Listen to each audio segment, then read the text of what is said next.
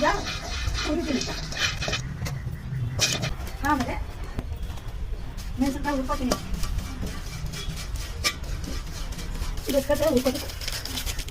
ಇದಾಯಿತು ನೋಡು. ಸೊಪ್ಪಿನ ಪಲ್ಯಕ್ಕೆ ಗಸಗಸೆ, ಕಡಲೆಕಾಯಿ ಬೀಜ, ಒಣಮೆಣಸಿನ್ಕಾಯಿ ತರಿಯಾಗಿ ರುಬ್ಕೋಬೇಕು. ತರಿಯ ಇರಬೇಕು. ನೀರು ಕಾಯ್ತಾ ಇದೆ. ನೀರಿಗೆ ಬೇಳೆ ಹಾಕೋಬೇಕು. ಕೊಬ್ಬರಿ ಬೇಳೆ, ಹೆಸರು ಕಾಳು ಬಿಸಿ ನೀರಿಗೆ ಹಾಕ್ಬೇಕು. ಮೂಲಂಗಿ ಸೊಪ್ಪಿನ ಪಲ್ಯ ಅರ್ಧ ಬೇಳೆ ಬೆಂದಮೇಲೆ ಸೊಪ್ಪು ಹಾಕ್ಬೇಕು. ಸೊಪ್ಪು ಸ್ವಲ್ಪ ಬೆಂದಮೇಲೆ ಸಾಲ್ಟ್ ಹಾಕ್ಬೇಕು. ಇಷ್ಟು ಸಾಲ್ಟ್ ಹಾಕ್ಕೋಬೇಕು. ಸೊಪ್ಪು ಬೆಂದೈತಿ. ಇವಾಗ ನೀರು ಎಲ್ಲ ಬಸ್ಕೋಬೇಕು. ಇಷ್ಟು ಬೆಳ್ಳುಳ್ಳಿ ಒಗ್ಗರಣೆಗೆ ಹಾಕ್ಬೇಕು. ಎಲ್ಲ ಚೆಚ್ಚಿಬಿಟ್ಟು ಅಷ್ಟು ಎಣ್ಣೆ ಹಾಕ್ಕೋಬೇಕು. ಬೆಳ್ಳುಳ್ಳಿ ಹಾಕ್ಬೇಕು.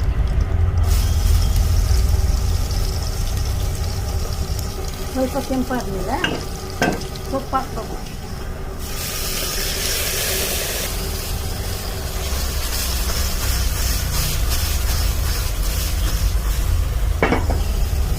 ಈ ಪುಡಿ ಅದಕ್ಕೆ ತಕ್ಕದಷ್ಟು ಹಾಕ್ಕೋಬೇಕು. ಅದನ್ನ ಚೆನ್ನಾಗಿ ತಿರುಗಿಸ್ಬೇಕು. ಆಯಿತು, ಅಷ್ಟೇ. ಗುಡ್ಕಾರ ಮಾಡೋದು ಹೆಂಗೆ ಅಂತ ಹೇಳ್ತೀನಿ. ಒಂದು ಇಡೀ ಹುಣಸೆಹಣ್ಣು, ಒಂದು ಗೆಡ್ಡೆ ಬೆಳ್ಳುಳ್ಳಿ, ಒಂದು 10ರಿಂದ 12 ಒಣಮೆಣಸಿನ್ಕಾಯಿ, ಒಂದು ಇಡೀ ಕಡಲೆಕಾಯಿ ಬೀಜ, 1 ಸ್ಪೂನಷ್ಟು ಸಾಲ್ಟು, 1 ಸ್ಪೂನಷ್ಟು ಮೆಣಸು, 1 ಸ್ಪೂನಷ್ಟು ಜೀರಿಗೆ, 1 ಅಷ್ಟು ಕೊತ್ತಂಬರಿ ಸೊಪ್ಪು. ಇಷ್ಟು ಹಾಕಿ ಗುಡ್ಕಾರ ಮಾಡಬೇಕು. ಇದು ಇಷ್ಟು ಮಿಕ್ಸಿಗೂ ಹಾಕ್ಬೋದು, ಇಲ್ಲಾಂದರೆ ಹಸೆ ಕಲ್ಲಿನ ಮೇಲೆ ಹಾಕ್ಕೋಬೋದು.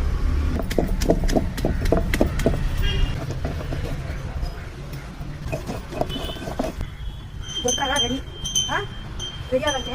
ಬಿಸಿ ಮುದ್ದೆ ಮಾಡಿಕೊಂಡು ಬಿಸಿ ಬಿಸಿ ಮುದ್ದೆಗೆ ಹಾಕ್ಕೊಂಡು ಸೊಪ್ಪು ಬರ್ತಿರೋ ನೀರು ಕಲಿಸ್ಕೊಂಡು ಬಿಸಿ ಮುದ್ದೆಗೆ ಹಾಕೊಂಡು ತಿಂತಿದ್ರೆ ಅಷ್ಟು ಟೇಸ್ಟ್ ಇರ್ತದೆ. ಮನೇಲಿ ಮಾಡಿಬಿಟ್ಟು ನೀವು ತಿಂದು ನೋಡ್ಬಿಟ್ಟು ಹೆಂಗೈತೆ ಅಂತ ಹೇಳಿ ಅಷ್ಟೇ.